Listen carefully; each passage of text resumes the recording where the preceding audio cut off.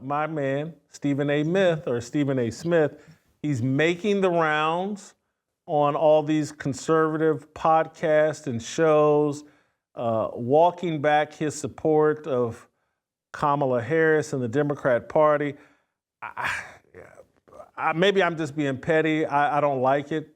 Maybe I just need to let it go. But I just don't like it. I saw him on with Dave Rubin, talking about this stuff. And I'm like, how's everybody interviewing this guy without talking to him about, hey, man, you're a fraud. Why are we as conservatives helping sell this fraud? But maybe it's my own little personal pet peeve, and I just need to let it go. But I'm about to get your thoughts on it. Stephen A., I want to play a couple of different clips here, but this is Stephen A. talking about why he didn't vote for Donald Trump. Play SOT number 11. I tip my hat to the Republicans, to the conservatives out here and what they did in this last election. Again, I did not vote for Donald Trump. Unlike people that suddenly turned around and kissing his ring and trying to feign like they're suddenly a supporter of his. No, I did not vote for him, but I got to tell you something. I'm not mad he won. You know what I'm saying? I'm not mad he won because when I see, especially in the aftermath of the election, some of the things that transpired with the Democratic Party, in an effort to manipulate the election and the vote, it really ticked me off. You can't sit up there standing on your pedestal, pretending to be paragons of virtue and pointing out all that ails our country because of the conservatives and the right, and then turn around and provide all the ammunition in the world for us to look at you and say, how are you much different? We'll start there. Your reaction to that? Jason, it is annoying, and I can't blame Stephen A. Smith for being a grifter, for chasing the bag, for going after what he think will benefit him over the next 4 years. Who I blame is the conservatives. And it's so annoying because it's like they don't believe their own message, right? If you truly believed what you said, you wouldn't be out here panting over Black conservatives like dogs. It's almost as if they said, we got another one. We got another person that believes what we said, and it is so annoying because they don't vet these people. And Stephen A. Smith is skinning and grinning. He doesn't even believe it because he just went on his own show constantly saying, I voted for Kamala. I just want to make it clear that I voted for Kamala. He's too scared to actually stand on what he believes, which makes me feel like he doesn't believe anything. And I can remember leading up to the 2020 election, we had all of these Black conservative influencers that, jumped on the bandwagon after Trump won in 2016. And conservatives were just taking them in, so much so that we had this one so-called urban MAGA influencer who was allegedly spreading HIV. Then he ended up in the hospital, and conservatives just started throwing money his way. They had a GoFundMe. He raised thousands of dollars, and then they claimed he died. Then there was a story that came out that said he didn't die. It was just a money grab. So it's like they do this every time. And obviously this is Trump's last term. So, this is just them kind of preparing for the next 4 years. But this is what happened. We saw all of these Black conservatives leading up to 2020, and then they were gone. It's like when he was up, they were down. But then when he was down, they were out. And now we're seeing the same cycle this time, that people are now jumping on the Trump train because they know he's going to be in office for the next 4 years. And conservatives who claim they have the best message for God, family, and country, just take them all in and get railroaded each and every time.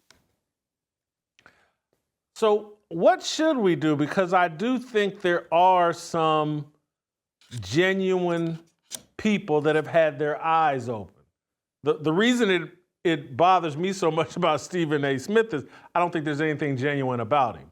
And I've explained all of that on this show in great detail, that His whole background is a fabrication. His whole back narrative is a fabrication. He's just been cold busted on all of this. And so my disappointment is like, hey, fine, you want to do an interview with him, and yeah, do an interview with him, but ask him some like difficult questions.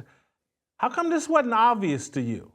I mean, where's your 50 some odd years old? You claim a religious Christian faith.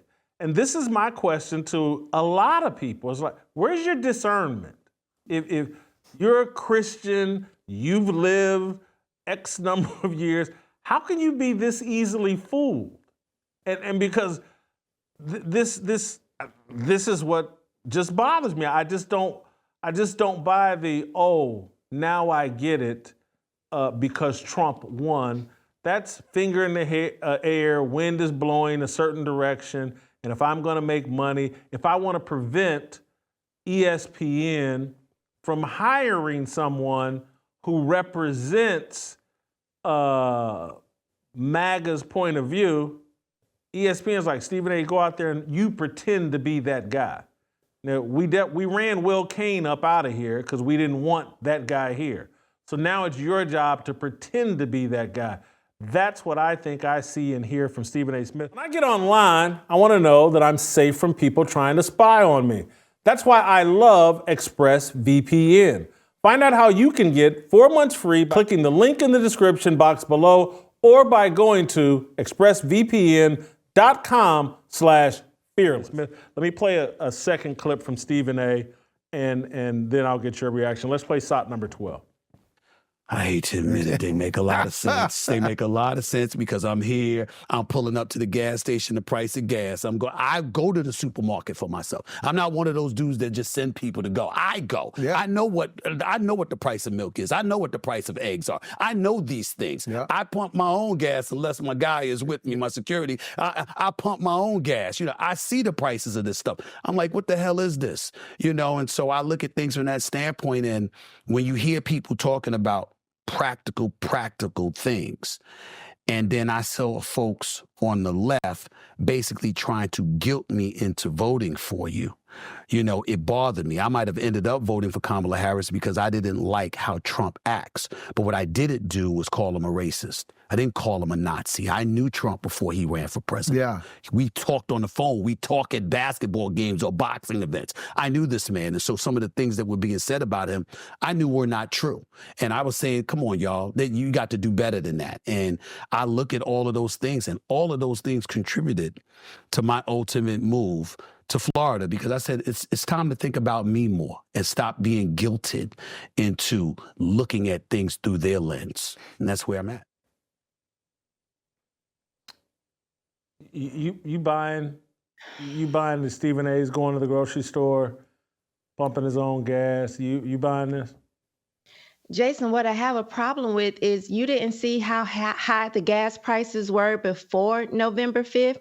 You didn't see what the price of groceries were before November 5th, because he kept saying, we need to vote for Kamala. We need to vote for Kamala. And now this whole thing as if I'm okay with Trump winning because I saw the prices for myself. You didn't see him before November 5th. Instead of Pinocchio, like the nose growing, I hope every time he turns a lie, his hairline falls back even further. By the time we finish in the next couple months, he should be completely bald, because we know that he's lying. Again, he's just trying to stake out a position for the next 4 years. And do you have the other clip where he was talking about, he felt pressure from the community and he was misinformed? You're not a 90-year-old woman sitting watching CNN all day. You have information at your fingertips. I know he has the latest iPhone. Look it up.